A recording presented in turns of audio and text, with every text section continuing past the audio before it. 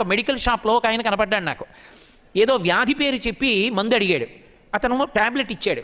ఆయన ఆ ట్యాబ్లెట్ చూసి అన్నాడు, ఇది 15 రోజులు వాడానండి, తగ్గలేదన్నాడు. మెడికల్ షాప్ అతను అన్నాడు, ఎవరు రాశారని అడిగాడు. ఎవరు రాయలేదు, పక్క మెడికల్ షాప్లో అతన్ని కూడా అడిగితే ఇచ్చాడన్నాడు. అతను అన్నాడు, డాక్టర్కి చూపించుకోకపోయారా అన్నాడు. అంటే అతను నవ్వేసి, ఇంకేదైనా ఉంటే ఇద్దరు కాస్త చీప్గా ఉన్నది అన్నాడు. అంటే అతను నవ్వేసి ఏదో ట్యాబ్లెట్ ఇచ్చాడు, ఓ వారం వేసుకుని డాక్టర్ దగ్గరికి వెళ్ళాను నేను. అతను నాకు బాగా సన్నిహితుడు. నేను మెట్లు దిగిపోయాక అడిగా, ఏమయ్యా డాక్టర్ దగ్గరికి వెళ్లకుండా ఇలా ఎందుకు వాడుతున్నావు మెడికల్ షాపుల్లో అని. అతను అన్నాడు నాతో, డాక్టర్ గారి దగ్గరికి వెళితే 200 ఫీజు, బోల్డ్ అన్ని టెస్టులు, కోటేశ్వరరావు కొడుకు తెల్లవారితే ఎంసెట్ రాశాడు, వాడికి ఇంజనీరింగ్ ఫీజు కట్టాలి, పుస్తకాలు కొనాలి, ఇన్ని చేయించుకుంటే ఎక్కడి నుంచి వస్తుందండి, అదే తగ్గిపోతుంది, పర్వాలేదు లేదు, అందుకే ట్యాబ్లెట్ మెడికల్ షాప్లో అడిగానన్నాడు. నాకు ఎంత బాధేసిందో.